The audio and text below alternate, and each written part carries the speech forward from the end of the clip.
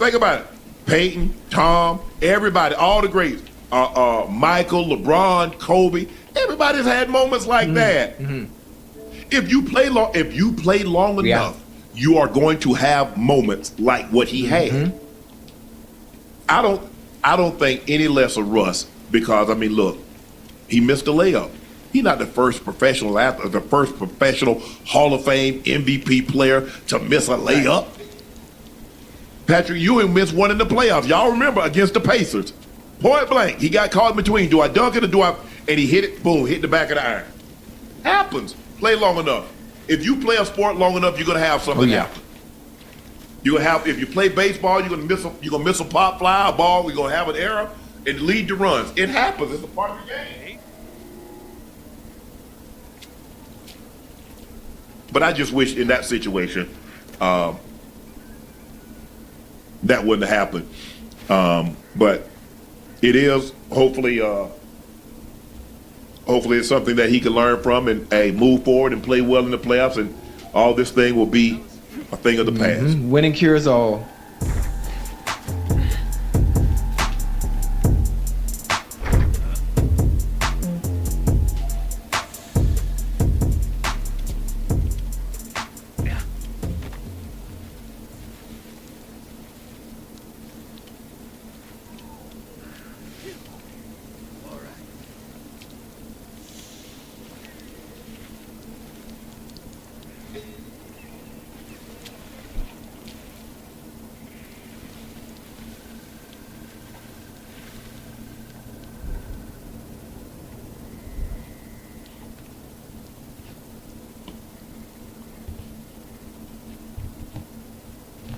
Maybe your stomach is rumbling on a road trip or you're just a little tight on time. Well, these classic American icons are known for speed, convenience, and consistency.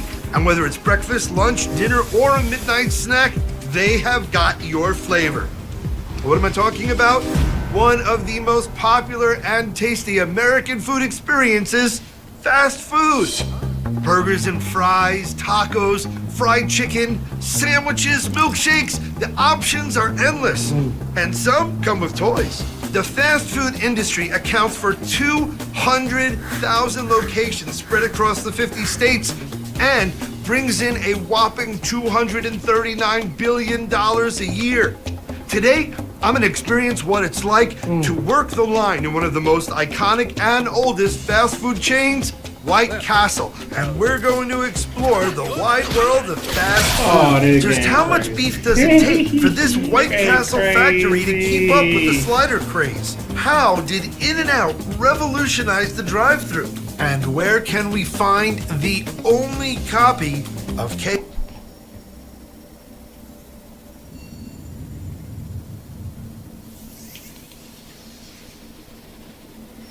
I have a feeling you practiced it before. Chef, I didn't practice. No, you did. You're an amazing You're like a pro. I've never made one single dosa in my entire life, but I'm going to learn from Chef Vijay. He's a Michelin-starred chef, super, super talented. Not sure how I'm gonna do, but ask me in a couple hours.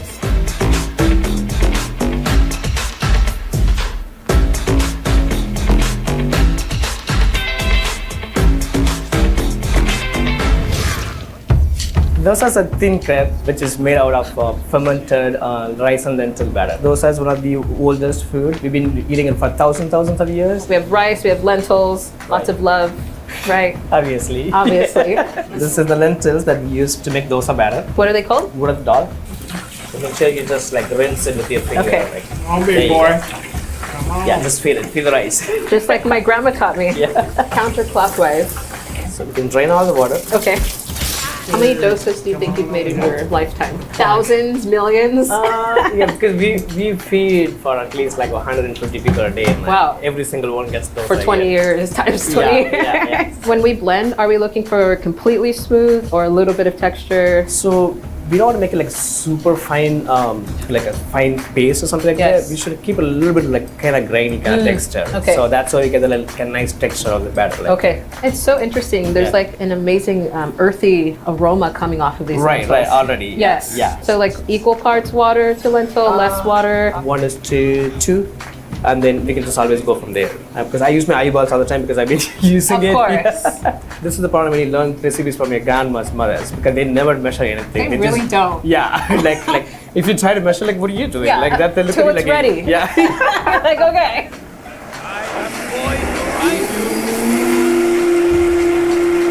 That's a perfect consistency. Rice, meat, lentils. Lentils, meat, rice. Perfect. So from here, how much time do we ferment on the second time? Depends on temperature. For New York, I would say at least 12 to 8.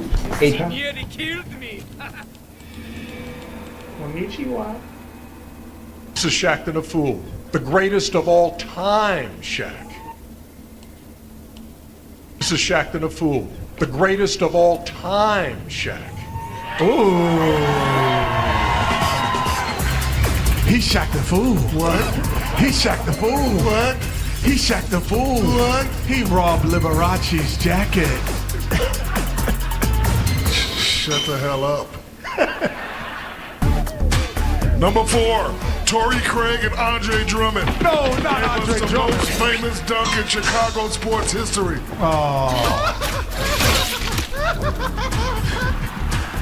What is he doing? A double Dutch dunk.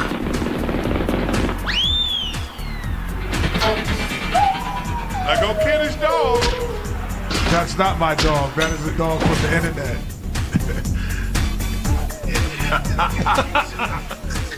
The greatest bull of all time. Number 3, Otto Porter Jr. My favorite. Never forget when he turned his brand on autopilot. Oh, this is Shaqtin' for like lifetime Shaqtin'. Yeah. This is a lifetime Shaqtin'. He looks and he's gone. He looks and then he's gone.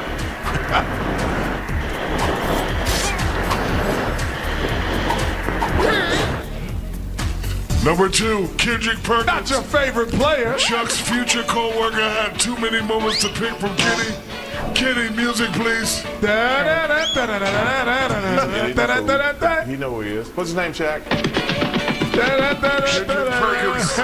Oh, my goodness. Good pass, boy. Oh, man, he could not have had this many.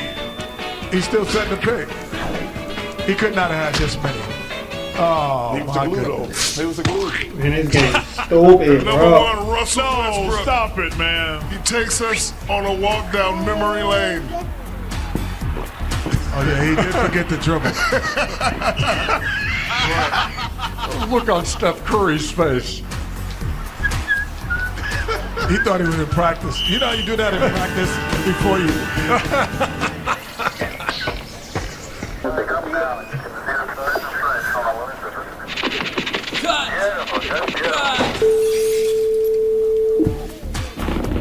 And that, ladies and gentlemen, the all-time Shaqtin' a Fool.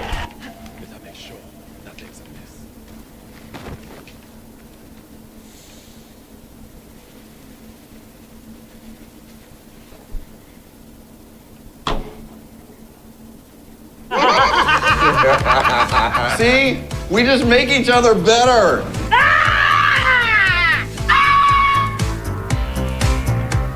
Hello? You are all out of orange juice. I understand. I have to go out for orange juice. Yes, I understand. I have to go out for orange juice. Mitchell, I have to go out for orange juice. I have a problem with Russians. Being married to a Pritchard is great, So great. The best. but they can be a tad judgmental. Almost punitive. They are monsters. That's why the three of us formed a secret alliance to help each other cover up our little mistakes. Like back in December when I hastily purchased an expensive prop for an open house. Thanks so much for hiding it. Claire would kill me, and it's only till Monday when I can return it. Don't worry. Hi, hi. Hi. Oh, welcome home. You're so early, right? Not really. There is that smile that I love. Why don't you take me to lunch? Okay. What happened here anyway? You get into Joe's scented markers again? So now I have scary Russian squatters who won't leave. We'll have a small window when Mitchell goes to the gym. He usually stretches, takes a lap around the locker room, and then gets a smoothie. You two deal with the Russians, and I'll keep Mitch distracted. Anything else? Yes. Our gate is broken and Stella keeps getting out in the street. I bought her a shock collar. We thought about getting one when Luke was younger. Claire ended up just shaking a can of pennies at him. It spooked her and she's hiding. We need to find her before Jay Dawson sees the collar. He has warned me many times not to get one because they are cruel. All right, we'll deal with the Russians first and come find Stella before the big boat. We do not have much time. We need to go. I actually ordered a sandwich. What are you doing here? Oh, I just came through the unsecure back door. Hello again. Hi, we're still interested in your house. We just might be leaning towards this one. Oh, I'm very surprised. People that like cooking so much. Are you guys going to be happy with this tiny little pantry? It's too a gigantic pantry. Are you ready to see the interactive nursery? The baby just kicked. Hey! Are you all about to be my new neighbor? Hope you like to party. My name's Fred. They call me Peeper because, well, that doesn't matter. Oh, look at the chocolate chip cookies. Kids, get in here. Get yourself some supper. These are my On May 5th, 1965, my brother Keenan Ivory and I watched young Richard Pryor make his television debut on The Ed Sullivan Show. Richard was animated and hilarious with very clean comedy routine. While I was seeing a funny comedian, Keenan was seeing his future. From that day on, Keenan was dead set on being just like Richard Pryor. I can still remember my mother yelling, "Keenan, that skinny boy's on TV again." Keenan was 6 months away from an engineering degree at Tuskegee when he learned that the Improvisation Comedy Club was less than 2 miles from the projects we grew up in. So in 1975, Keenan first walked on stage at the Improvisation Club to pursue his dreams of being a stand-up comic. My brother worked hard at it, spending most of his nights going club to club just to get some stage time to perfect an act. I can still feel the pride of watching him on stage. Of course, I was underage, but Keenan was so funny and loved by fellow comedians and club owners that they let me in to watch him. So in 1980, Keenan and his best friend, fellow comedian Robert Townsend, they drove across country in a rented U-Haul, determined to make it big in Hollywood. And that didn't go well with my mama. I remember she sat him down and he was we had a broken dryer, and in the projects, when something's broken, you just make a different use for it. So now it was our kitchen table. And my mother, Keenan told Ma he's leaving college to go be a comedian. My mother said, "A comedian? Boy, I've known you your whole life. You ain't never said nothing funny. You a comedian. That's the funniest thing you ever said. Ha, ha, ha. Geek, geek, geek." She said, "At least have a backup plan." And my brother Keenan was like, "There's no backup plan in success. It's comedy or nothing." Needless to say, my family was over the moon. When Keenan first got his stand-up appearance on Johnny Carson, we all watched on a black and white TV in our kitchen. And I remember it was a tube television. The antenna was broken, so we had a hanger in there for an antenna. And a fork to change the channels. And we watched my brother do stand-up comedy on that television. From that day on, me as a child, I sat there and I was like, wow, you mean not only can you dream, but you can make your dreams come true.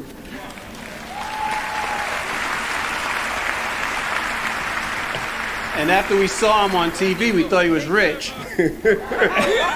And we just knew we were all gonna move to Beverly Hills and be famous with him. And so in 1982, I came to visit Keenan, and I was shocked to see that he lived in a tiny two-bedroom apartment with a roommate. He didn't even have furniture, just a waterbed that made me nauseous whenever I laid down on it. But Keenan didn't care because he was focused on what comes after the struggle. You got it. Look, I'll be slick. I'm a big believer in everything happens for a reason. So, I was put in a place where I wasn't, really never in a place of my entire life. So I think, I tried to have a different perspective on it. Of course, Russ has been in the league for a long time, so I learned a lot of great things from him, and got to kind of learn a different perspective of things. It was, of course, different for me in a space where I wasn't necessarily comfortable. But at the end of the day, like I said, Coach Tomlin, he made a decision where he thought was best for the team, and like I said, I'm never gonna go against that. Of course, I'm not a selfish guy whatsoever. So like I said, I just tried to change my perspective, get better each and every day in practice. That's slight revisionist history by Justin Fields. He embraced the trade to Pittsburgh even though he knew it meant being the second string quarterback. He stumbled into the starting job because Russell Wilson injured his calf during training camp, and they let him keep going for like 6 games. And then the decision was made, Russell Wilson's healthy. And look, this was a decision Mike Tomlin made, and it didn't work out. He thought, we've got a team that can contend at a high level in the AFC, and we've got a guy who's got a Super Bowl pedigree. He's been to 2 of them. Let's go with him because he can take us farther than Justin Fields could do. I think if Tomlin had to do it over again, he would have stuck with Justin Fields, but that's what happened, and Fields willingly stepped into that. I know he was traded, but we heard all the talk last year. The Bears traded him to a place where he wanted to go. Right. He wanted to go there after they had Russell Wilson on the roster. So, look, I think they made a mistake when they benched him, and he could get benched again. His contract, as we said, from the moment we heard that it's 2 years, $40 million, it doesn't scream out this guy is going to be the clear-cut starting quarterback for the Jets for the duration of his time there. Aaron Glenn's already said QB1 in pencil. Right. He says he approaches the game and says the right things all the time. That's the one thing I like about Justin Fields. He's very selfless that way, right? It's ever since maybe that second, third year in Chicago, it feels like he's matured. He handled the situation in Pittsburgh perfectly like a professional last year. Yes, that was a tough spot. Yes, I'm with you. I think they probably would have been more dangerous with Justin Fields and what they had on the offensive side of the ball. But I can understand them making the switch to Russell Wilson, too. They're looking at it going, man, Fields has been okay. I know we're winning games, but we feel like there's a little more there to be had in the pass game. He's not quite taking advantage of it. And we saw at first Russell Wilson did take advantage of it. But then teams realize kind of how they play, and then he always throws the ball outside and all that type of stuff, and the offense started to fizzle out because he's kind of a one-trick pony that way. That Russell Wilson I'm talking about. Justin Fields is still, I feel like, going this way. He's still got to question the throwing a little bit, certainly. He does miss some throws where you go, like the top 20 quarterbacks in football would definitely hit that right there. But he does make some plays with his legs where you go, there's only 2 or 3 guys in football that make that kind of play right there. So he's got a toughness. I do believe he has the ability to lead. And I think he's the perfect guy to have the quiet locker room that Aaron Glenn is talking about there with the New York Jets. He's just going to be the quarterback and try to lead the team, and there's not going to be any diva talk or anything like that. And I think they can appreciate that. Of course, the ultimate vindication for Justin Fields came from the fact that he went to one New York team for a firm and real $20 million. Yes. And Russell Wilson's with the other New York team, and as we've previously discussed, he only gets to $21 million this year, $1 million more than Fields. Hi, it's Mike Florio. Thanks for watching PFT on YouTube. Hit subscribe for the latest news and analysis from Pro Football Talk.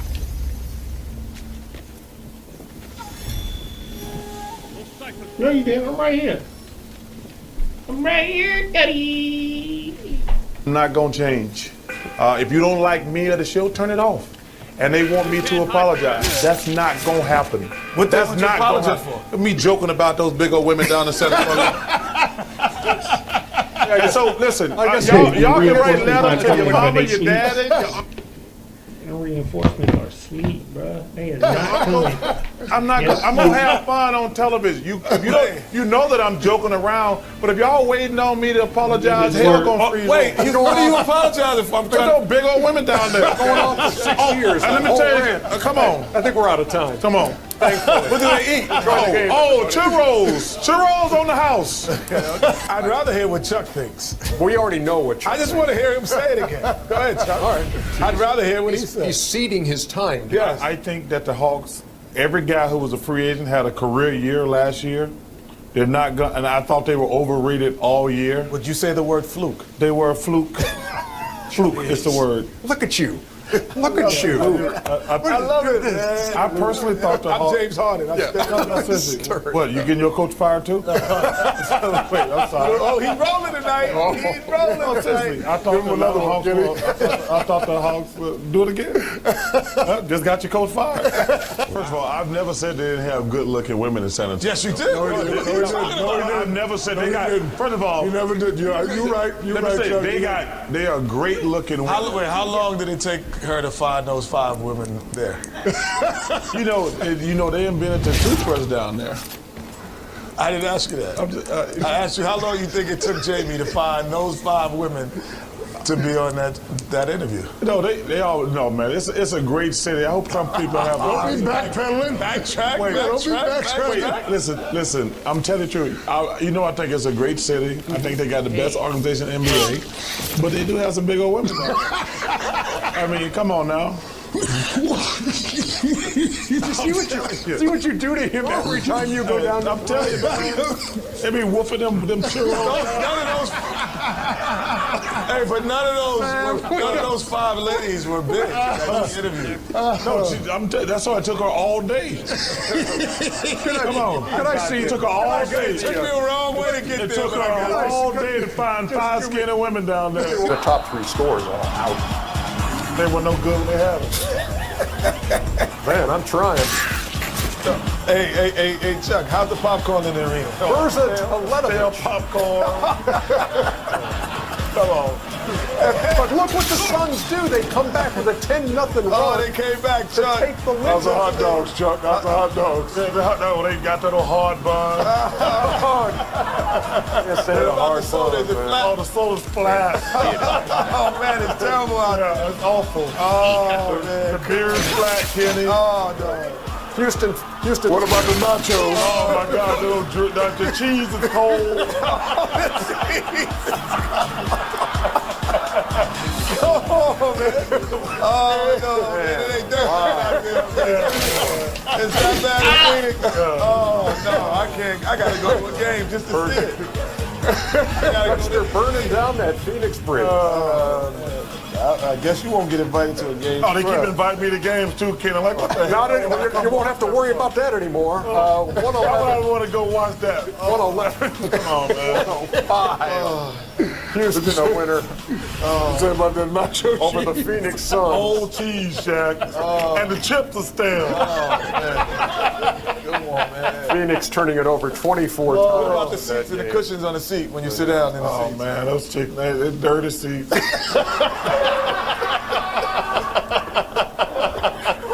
Are we really going to continue? It ain't that bad in Phoenix, is it? Really? Not bad. It's not bad. How about the parking over there, Chuck? It's plenty of parking. See, there's a good thing. Yeah. You can park right next to the arena. All right. Hey, you can buy one of them seats up the top and move right down by center court.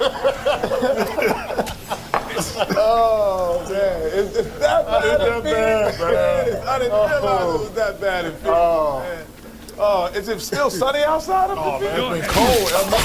It's been raining. That's how bad. It's been cold in Phoenix.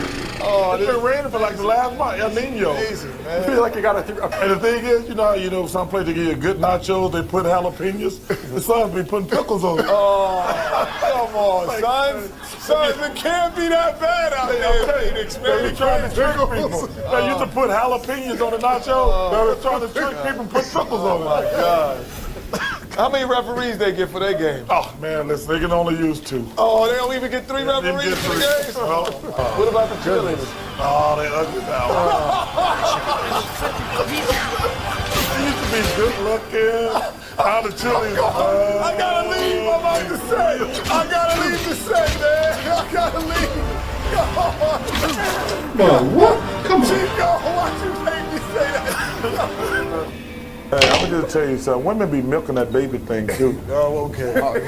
Charles. Wait, what was pregnant like? Being pregnant, it can't be nearly as bad as playing a basketball game with a sprained ankle. There it is. That's what I said. I tried to stop. You heard me try to stop him. I'm telling you. You heard me try to stop him. Hey, Chuck, Come on. again, why you never buy a woman a watch? What? Say it again, Why you never buy a woman a watch? Because there's a clock on the stove. I just wondered. I always wondered why, you know.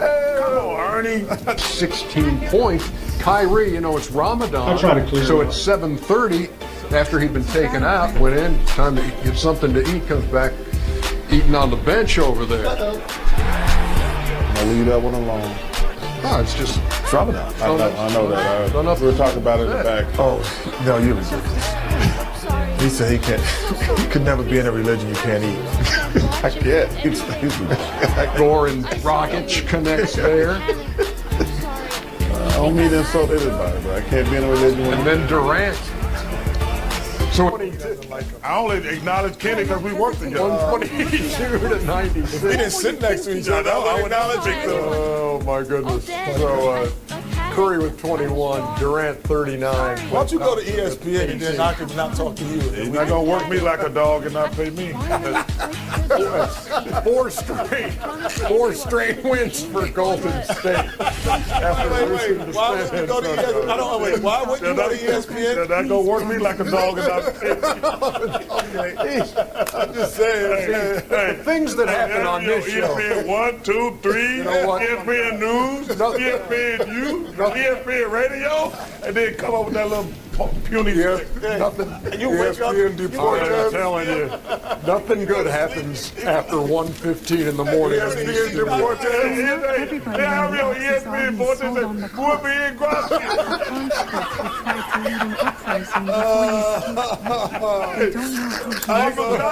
Mama Chacha, Emelito. Hey, you have been working on it, haven't you? Thank you, Rosetta Stone. All right. The only thing that You see those guys, you wake up, you see the only thing we can possibly do now. Don't take this as the absolute truth. This is my opinion. I don't want to call out certain guys. No. Call them out. We know I hate Skip Bayless. Did I try? But I did. I Ernie, tried. listen, we don't know everything.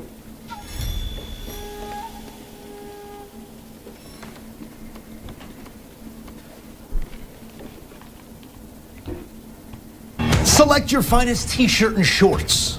Pro Day at the U means one of the final data points offered by Cam Ward.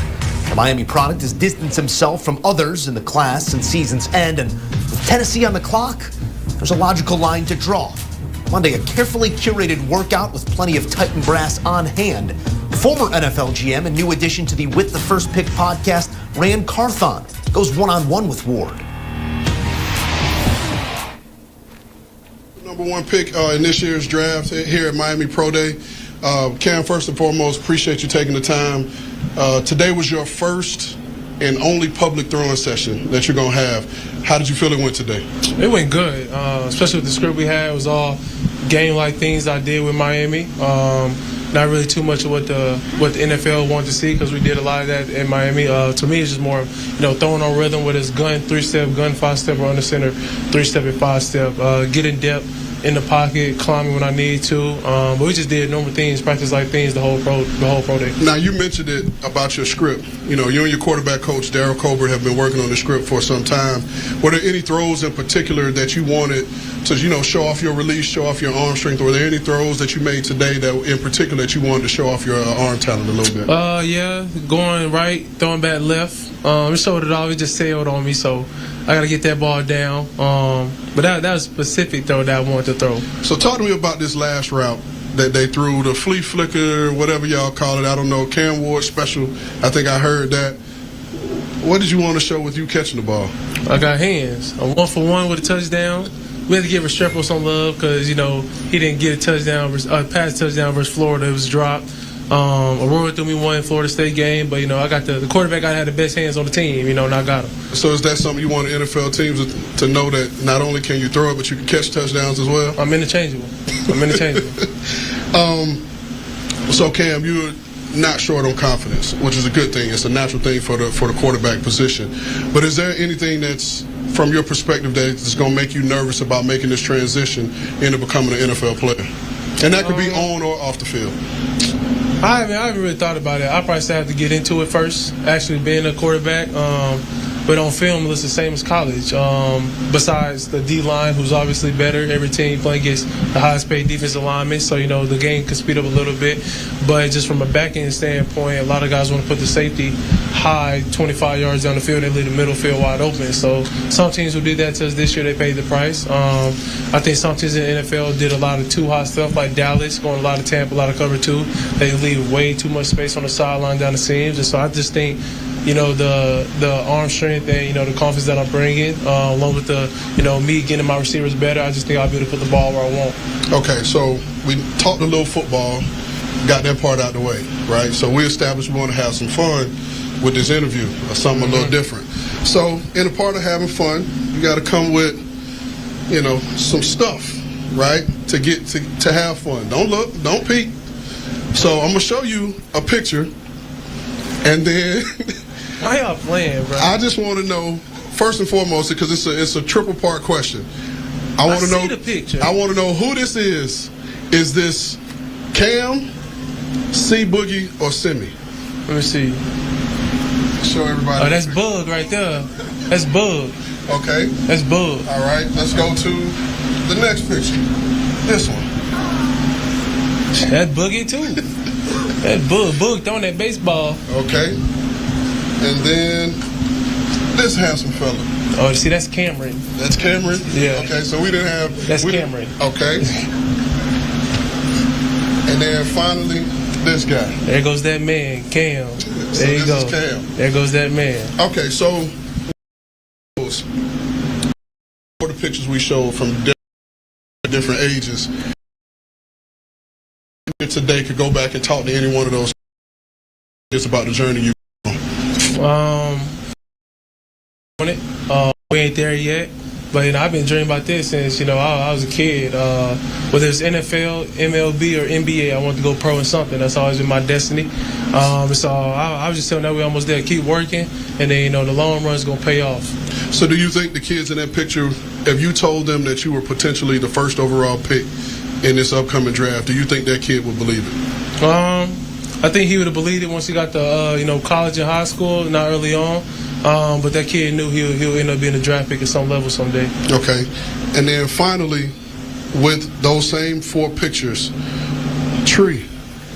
What would Tree say about those 4 people coming up to the man that's sitting in front of us today? What would she tell us about that person? Probably stop all that cussing. So, you got family members that have played in the league. You got Quentin Jammer, Quandre Diggs, and Q was here today to support you. First and foremost, what does that mean to have his support here today for your pro day? It means a lot, especially somebody who did it, who I got a chance to watch do it, actually see them every game, from Texas to Detroit to Seattle to Tennessee when he played a couple times. So, it was good. I think the game's changing now. The quarterback play is changing. I don't think he's ready for that quarterback play that especially I'm coming in with. If he ends up on the team with me, I will let him hear it every day in practice. There'll be no days. I'll give him hell every day in practice. I'll let it be known that West Columbia is way better than Angleton every day in practice. And even though our house is like 2 blocks away from each other, I'm always big cuz. So you've mentioned it. Q is off camera. Q, can we get you to come in, please? I'm on 5'8". So, Lil Cuz, Big Cuz, I can see why he would call himself Big Cuz and you Lil Cuz. What words of encouragement do you have for him as he's taking this journey to become an NFL player? Never switch up. You feel me? He's going to be who he is, you know what I mean? And I think that's what's cool. Always confident, always calm, collected. And, my word of advice is just, be consistent every day. Be who you is every day. And that's who he is. So, for me, I'm proud. Everybody know I brag on him every chance I get. And for me, it's like the other little cousin, but we super close, and you know our family super close. So to me, it's almost like seeing a brother. You know what I mean? Succeed, and I want everybody to know that that's my family. Okay, so we were together last year in Tennessee. Had an unfortunate injury that put you out for the rest of the season. I know you. I know how you wired. I know you still want to play. So I have to ask: is there a chance that we could see Cousins United? Because he gets drafted and you're a free agent, free to sign anywhere. What are the chances that we can see Cousins United on the football field? I mean, for me, that's priority one. Priority one is definitely, I want to be there. I want to be there, you know, day to day with him if I can, and just try to help him succeed. And, you know, we're going to talk trash, but I keep him in check. Make sure he's doing what he's supposed to do. But it's going to be a lot of trash talk if that is the thing. And you know how I get down, so it'll be great. But I had to keep some of them guys off of him because they'll be ready to whoop him too. I got trench babies for me. I ain't anybody worried about you. It'd be cool to play, you know, with him, I would say. Especially, like, growing up watching him do all he did since high school. But I probably enjoy practice more than the game with him. Because he's the first person I'm going to talk to every day. First person I'm going to let hear it every day. That's like how my safety was with Meach Powell. See, the first person I'm going up to at the end of the day, the quarterback and the safety, the quarterback of the defense and the offense. So my presence will be known if I get a chance to play with him. So let me ask one final question, because Q, you said it, y'all families are really close. I believe y'all moms lives a couple doors down from each other. What would that mean, you think, for each of your mothers to have y'all together and on the same team potentially? I mean, they together every Sunday anyway, so it wouldn't be no different. Every time I call my mom, they all together. Tree, Jamie's, my Aunt Sammy, they all together. So I think if we together, I just think Nashville, wherever it's at, you know, the family will be there, and it'll just be the same as it always been. A lot more family at the game, I will say that. Yeah, facts. So appreciate the time. I know, Q, you're a man of very few words publicly. Right. Talk a lot otherwise. But appreciate you jumping on, showing your little cousin some love, Cam. I appreciate the time. All right, we appreciate that. CBS Sports exclusive. Rand Carth on a new addition to the With the First Pick podcast alongside our draft expert, Ryan Wilson. And there's no better time to get involved than right now. Scan that QR code and enjoy With the First Pick. Coming up, Cam Ward looking to cement his spot atop this year's draft board. Miami product back in Coral Gables for a Monday Pro Day. Emory Hunt offering his takeaways next. Select your finest t-shirt and shorts. Pro Day at the U means the final data point on Cam Ward. The Miami product has distanced himself from others in the class since season's end, and with Tennessee on the clock at #1 overall, maybe a logical line to draw there. Monday, a carefully curated workout with plenty of Titans brass on hand. So talk to me about this last route that they threw, the flea flicker, whatever y'all call it. I don't know. Cam Ward special. I think I heard that. What did you want to show with you catching the ball? I got hands. I'm 1 for 1 with a touchdown. We had to give Restrepo some love because, you know, he didn't get a touchdown. All right, the NFL draft is 2 weeks away from today, and our Danny Parkins has 4 moves he wants to see happen after the commissioner takes the stage in Green Bay. So it's time for Danny's draft picks. Danny, take it away. All right, so these moves, the mock drafters of the world are not saying these things are going to happen. It's just what should happen, what needs to happen. And remember, this is an entertainment product, so it's what I'm rooting for. We begin, everyone's got Cam Ward going to Tennessee. That's conventional. It's a little boring. The Giants need to trade up from 3 to 1 and take Cam Ward. Craig always says the Giants are a joke. They're an embarrassment. Well, that's what people said about the Texans 2 years ago. That's what people said about Washington a year ago. If Cam Ward is transformational, I want him in New York. Look at who the Giants have had at quarterback. 5 years. That is just a whole bunch of nothing. Tommy DeVito was a meme. Daniel Jones, they knew it was a bad contract the second they gave it to him. You need a quarterback to transform a historic team in a historic city in a legendary division. Move up from 3 to 1. Russ isn't the answer. Jameson isn't the answer. Cam Ward could be the answer, boys. By the way, if they got Cam Ward, that would make up for what they did last year about 95%.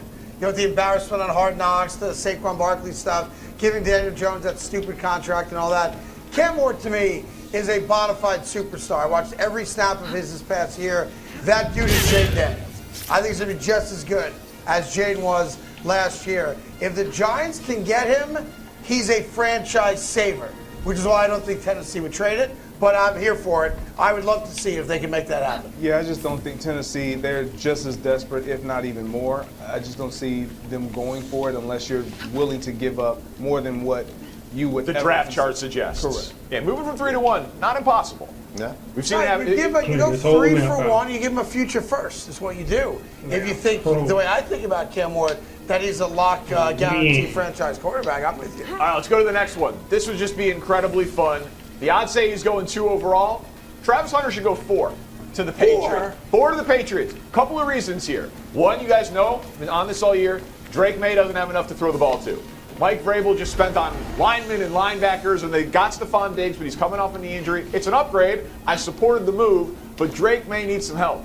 Travis Hunter, the #1 wide receiver, but he's also the #1 corner. And who's the Patriots coach think? Mike Vrabel. Mike Vrabel. What's Mike Vrabel known for? Among other things, 12 catches in his career for 12 touchdowns. That's a defensive player who played a little bit of offense. Travis Hunter says he wants to play both sides every snap. Let's watch Mike Vrabel in the Wayback Machine. What type of hardo coach is going to say, oh, Travis Hunter, you think you could play 95 snaps a game? Mike Vrabel. Mike Vrabel would support Travis Hunter playing both ways. He should help out Drake May. He should be a Patriot. That looks like leather helmet days. Slow down. Slow down. That's these guys' era. Yeah. It's like 30 I years. actually, you know what? I actually like. I would ask Greg. You think you would start him at corner? Like if you're going to play him both ways, would he start both ways, or would you start him as a wide receiver and have him kind of come in as a nickel corner? So interestingly enough, like I like what you did with the Patriots there. Like I would if he ends up with the Patriots, I start him at receiver actually. Because you got Carlton Davis from the Lions. Right. You obviously have Gonzalez. You have 2 bona fide corners already. Yeah. You don't need him to be your top corner or even your second corner. You have that. But you do need him to be a #1 receiver on that roster. I like him. By the way, and New this York. one's more plausible than the first one. Yeah. Because Cleveland could take Abdul Carter. The Giants then take Shadur Sanders. And he's sitting there at 4. Right. I think it's the most fun landing spot for Travis Hunter because I have no idea what By the Vrabel way, would do. you guys have picked up on this. He's got an AFC team not named Kansas City. He is slowly becoming a Patriots fan. I've been a Drake May guy. I like Drake May a lot. But Greg, I'm not going to do picks that need to happen without talking about the Kansas City Chiefs. Come on now. They need to acquire, probably via a trade, that's fine, Josh Simmons. The left tackle coming off the big injury from Ohio State. This is not going to be that sexy, but this is straight need-based. It's Travis Kelce's the last year of his career. The Chiefs' left tackle situation was an unmitigated disaster. 4 different guys started at left tackle for a team that won 15 games and went to the Super Bowl. Left tackle, fairly premium position, but that position alone allowed 88 pressures and 12.5 sacks on Mahomes. There is no Come down, come down. no bigger contender with a singular need than the Chiefs and left tackle. So move a mountain if you need to try to maximize the last time of the Kelce-Mahomes pairing and go get Josh Simmons. And not, not sexy, you said. Not sexy. Depends on whose eyeballs are watching it. Because when I watched Josh Simmons, I put a tie on the doorknob and I said, honey, don't come in here because this is awesome stuff. Josh Simmons is dispensing justice. Now I want you to watch the feet. Look at those feet sliding across, just tickling the grass. Great feet, and then he gets in here inside out. What's that do? Forces the defensive lineman to go outside. Defensive linemen are dumb. You just force them outside. That's where they're going to go. I pluralize that. And then the hands, the strike. Yeah, offensive linemen said that. The strike was awesome. Listen, man, I watched this Josh Simmons. Now, coming off a patella tendon injury, but let me tell you what, movement skills, his ability to strike, his change of direction. Dude, if they went out and got him to solidify that left tackle. That's a lockdown for the next 10, 12 And years. people think he could fall because of the injury. There's a wide range of where he's going to go in the first. Put a tie on the doorknob, Greg. I'm watching old lineman film in here. I hear you. I hear you from outside that door. I'm not as excited as you are. All right, last one.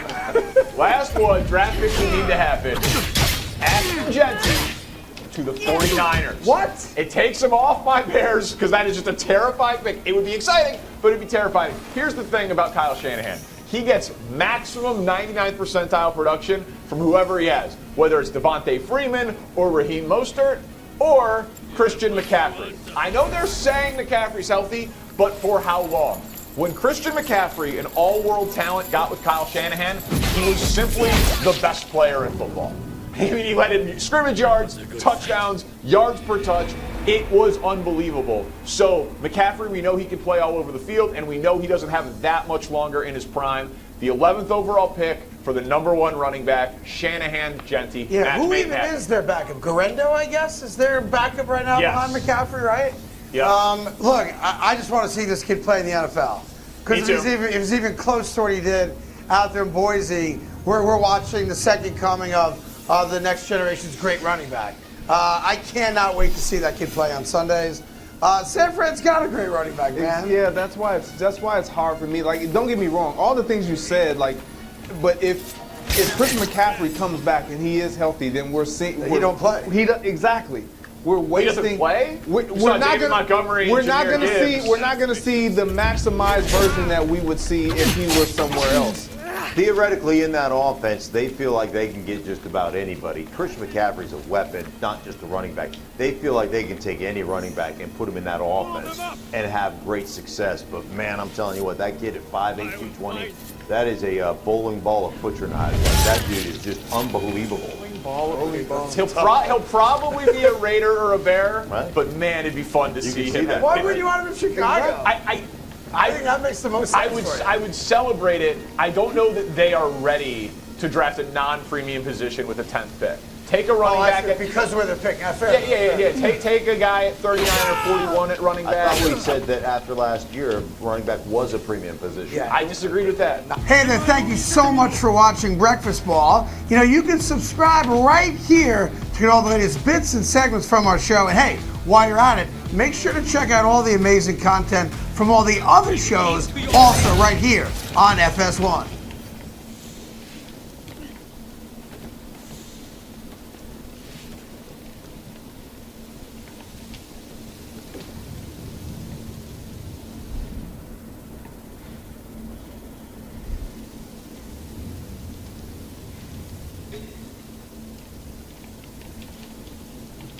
They all gotta go, girl. They all gotta go. Ooh, yeah.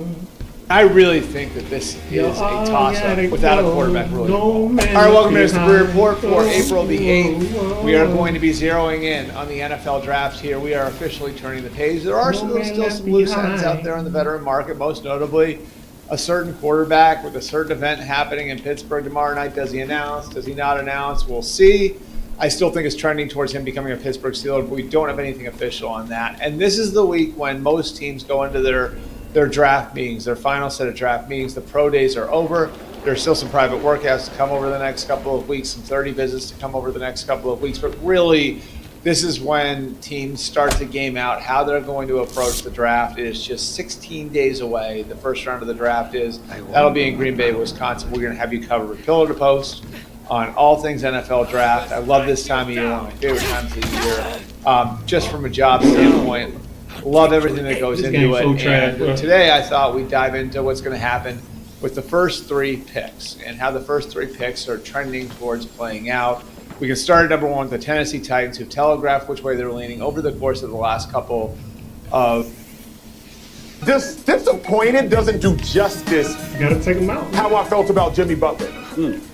I believe that Jimmy Butler is the worst type of superstar player because Jimmy Butler only chooses to play when Jimmy Butler feels like playing. I never get impressed by Jimmy Butler's playoff performances because Jimmy Butler's playoff performances seem so phenomenal because of how much he underwhelms in the regular season. But he underwhelms in the regular season not by force, by choice. Watching that game yesterday, Jimmy Butler didn't even look like he cared. I can't suggest that he didn't care. I don't know. I'm saying he didn't even look like he cared. How do you live in a world where Pod shoots more times than you? Jimmy Butler, Steph Curry was not on the court. He was there because he wanted to support you, but he wasn't on the court.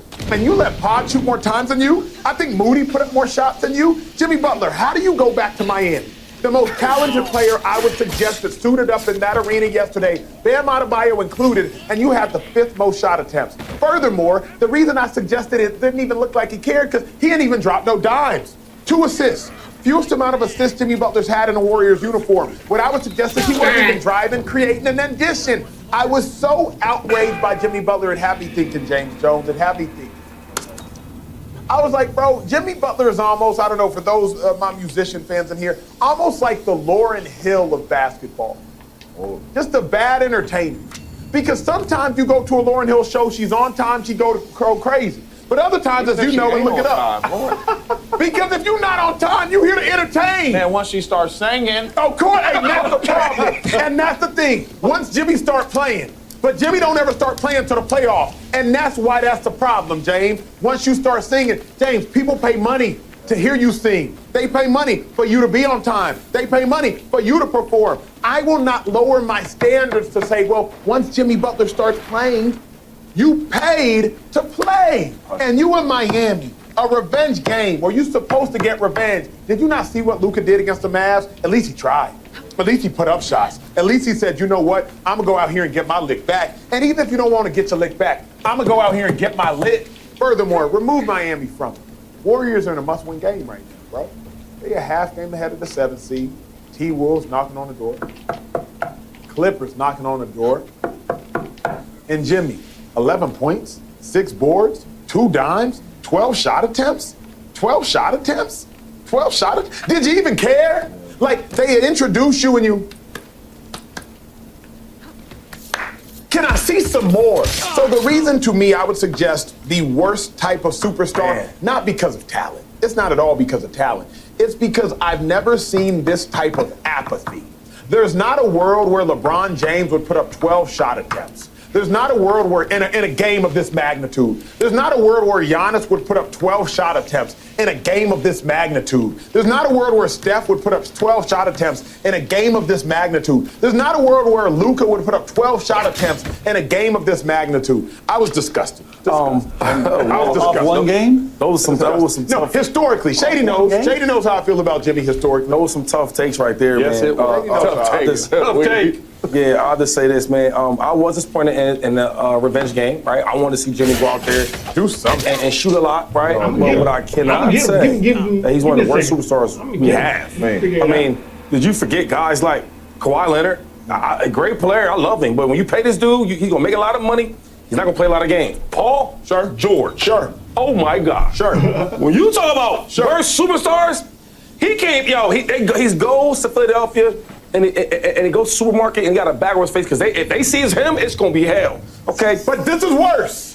There's nowhere. Here's why. Wait, we can't.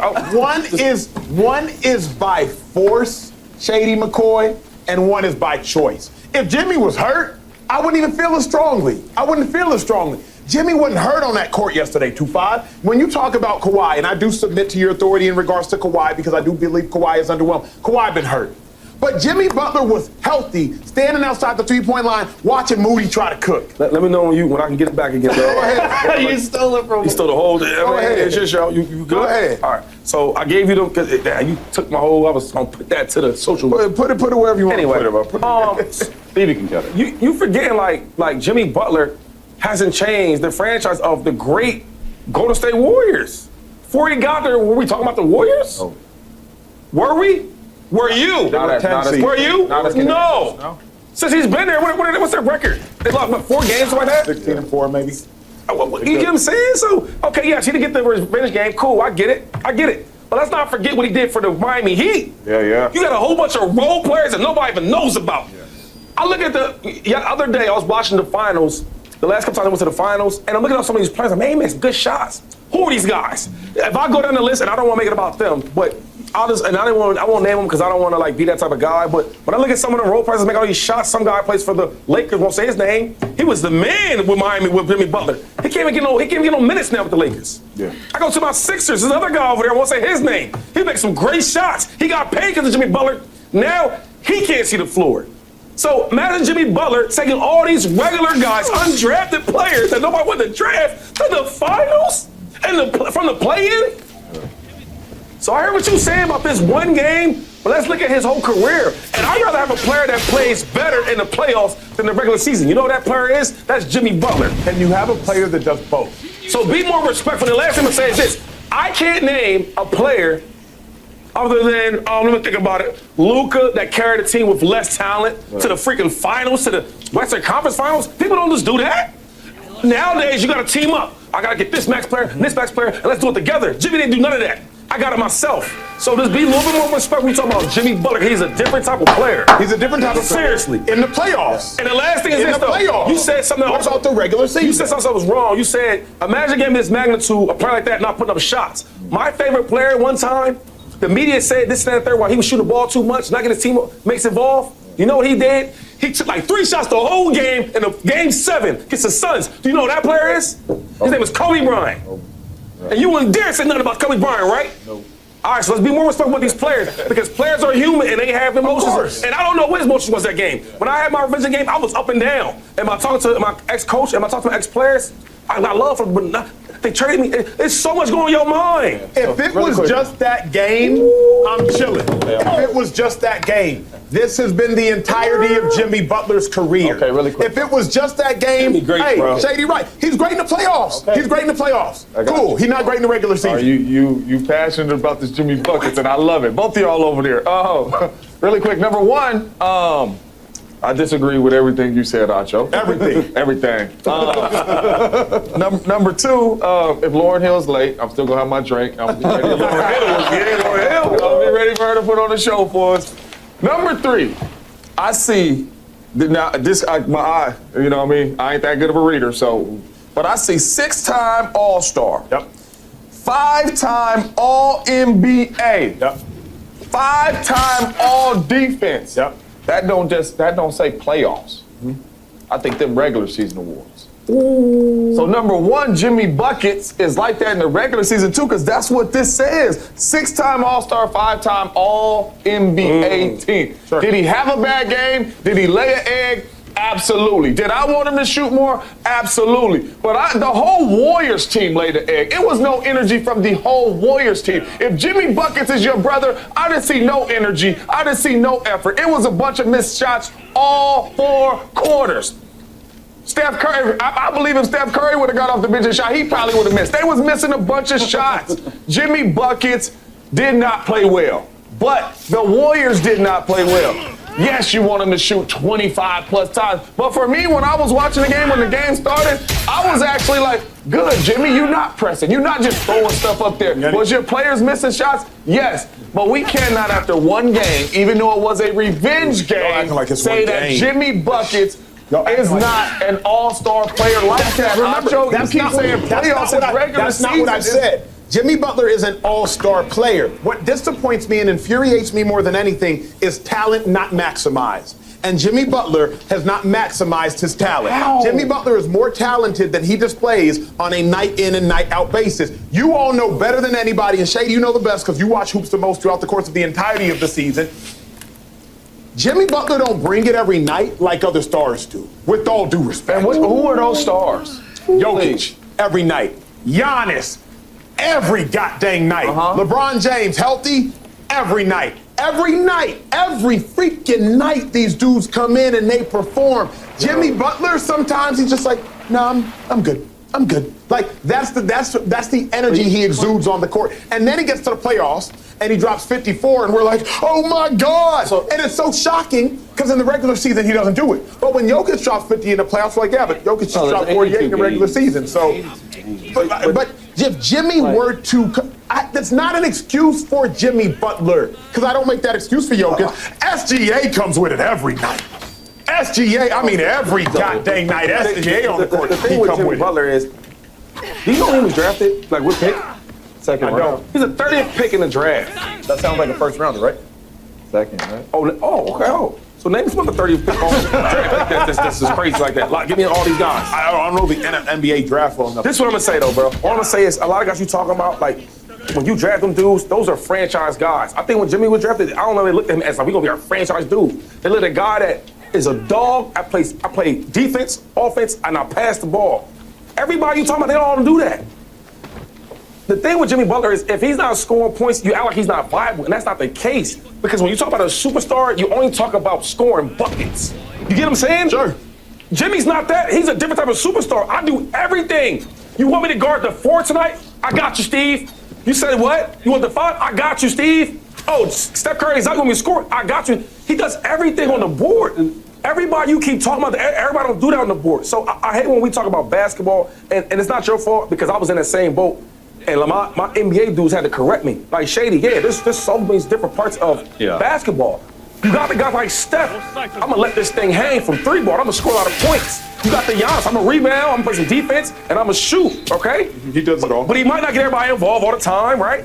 Jokic. I might get guys involved. I'm going to shoot, but I might not sometimes shoot the ball more than I'm supposed to. So, it's times where I watch Jokic's superstar moments, and he passed the ball trying to get guys involved. I'm like, yo, take over. So a few things. Real quick, all I'm saying is we need to respect Jimmy as a superstar in his own way because, all that brother does is contribute.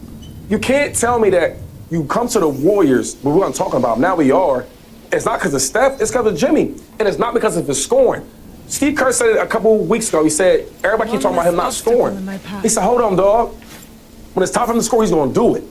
For us to win, he's doing everything we need for us to win a game. And that's why they're 16-4 with Jimmy Butler in the lineup. So a few things for me. One, I don't get the uber disappointment that you have. There's 82 games. A lot of them. Okay, we weren't even really talking about the Warriors until Jimmy Butler got to the Warriors. Now they are a legit title contender. Forget about one game. Of course I'm disappointed. Of course I wanted them to score more than 11 points. But I took away in that game that this is what Shady told me yesterday about Miami. And I listened to Shady. Shady be knowing. Shady said, Miami is bad, the team sucks, the Miami Heat and Pat Riley are trash. They didn't look trash to me yesterday. So, like, sometimes... That'll help me out. Yeah, I know.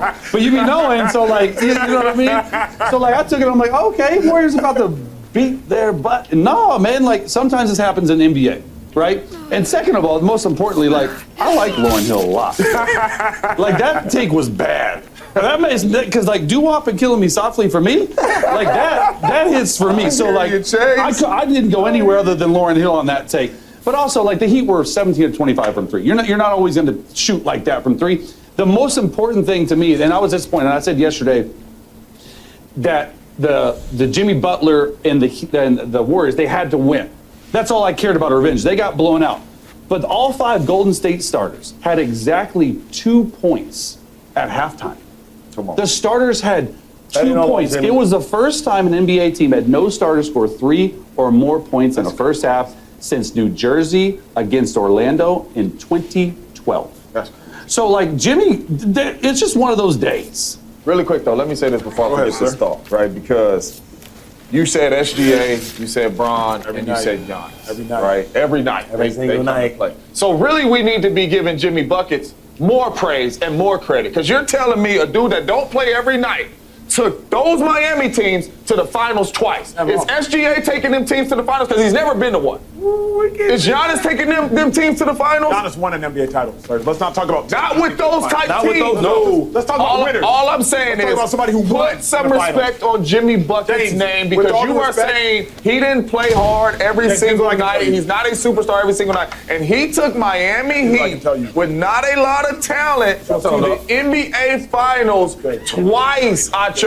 And he's a 6-time All-Star and a 5-time All-NBA. I don't know what All-NBA means, but I think that's the best players in the NBA in the regular season, not playoffs. Y'all keep talking about going to the finals. I can list you every NBA Finals champion over the last 30 years. I can't list you the losers. Oh, here you go. So, with all due respect, we talk about people who win. We don't talk about he went and he lost. He went and he lost. Now, again, going is hard. Y'all have a Super Bowl. You have a couple Super Bowls.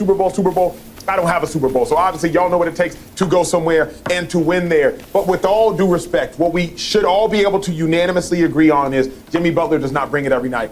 And there are players in the NBA that do bring it every night. And if we're going to herald Jimmy Butler as one of those ones, and one of those ones only, then I would like for him to bring it every night. Shame on me if that's what I require from my Super I Bowl. want to ask you a question. Shame on me. You do a lot of studying and you do a lot of notes, right? And you prep for the show, and you do a great job at that, by the way. Thank you, sir. I didn't know that. Let me compliment. So, because you like to explain a lot of things, right?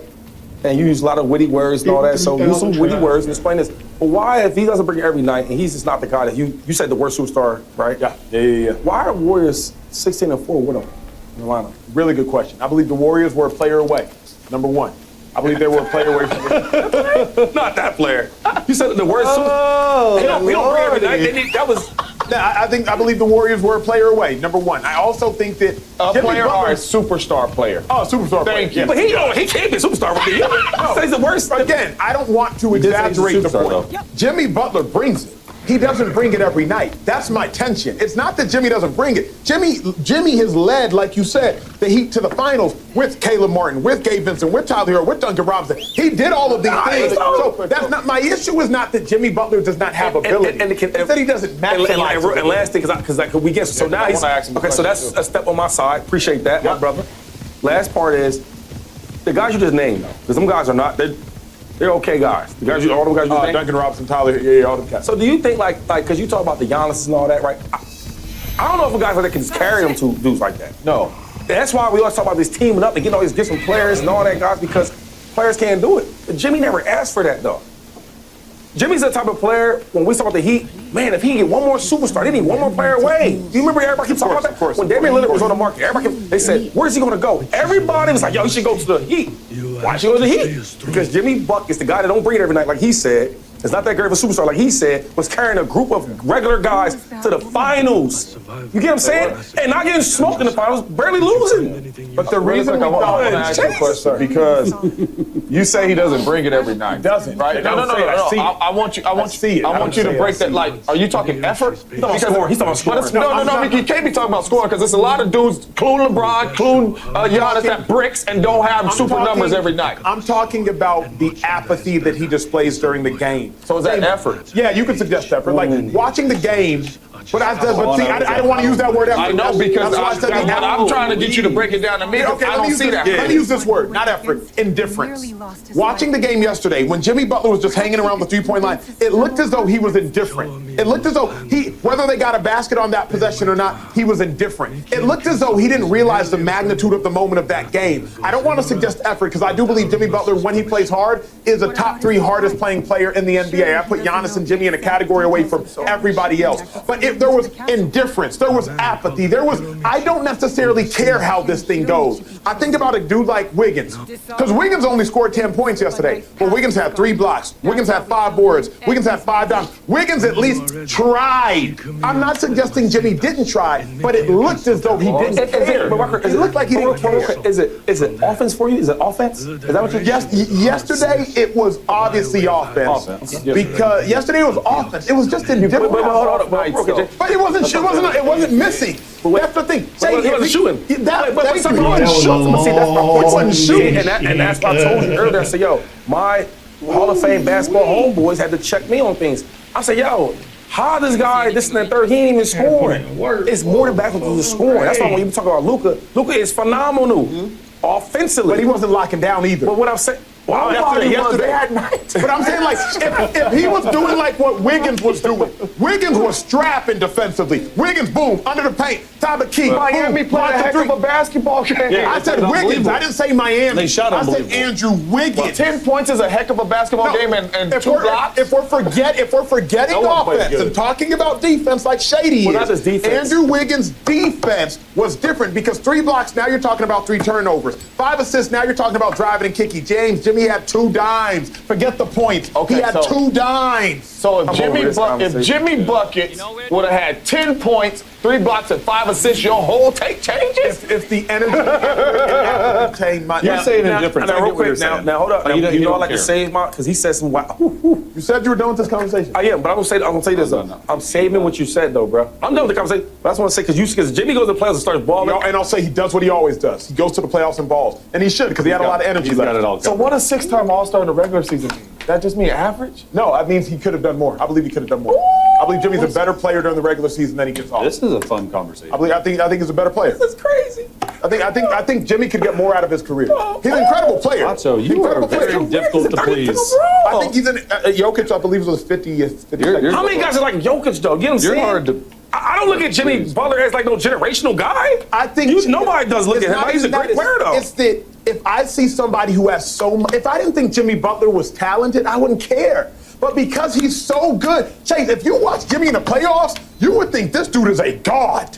I mean, we compare Jimmy to Jordan during these playoff runs. So I can't see him drop 56 in the playoffs, know what he's capable of, and then in the regular season, see that I just can't. Is he not allowed to have an off night? It's not an off night. It was apathy. It's the whole season. Indifference, like didn't want to be out there? That's what it was. Like if Jimmy was average, I wouldn't be talking about this. If Jimmy didn't take 2 teams to the finals that didn't really have dogs on it, I promise you I wouldn't care. I hate players that go crazy in the regular season. In the playoffs, they choke. I hate them guys. Up. So I guess it's like what you like. Because regular season, me don't even like count. Especially in basketball. In football, every game counts.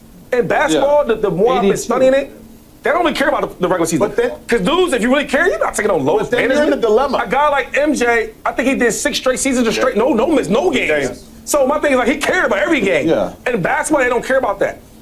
They got low management for a reason because we saving it for the playoffs. Yeah. So I hate guys that ball out in the regular season, all this, and the playoffs you can't even find them. All I'm saying is that Jimmy was the number 1 overall pick. That's a hell of a career.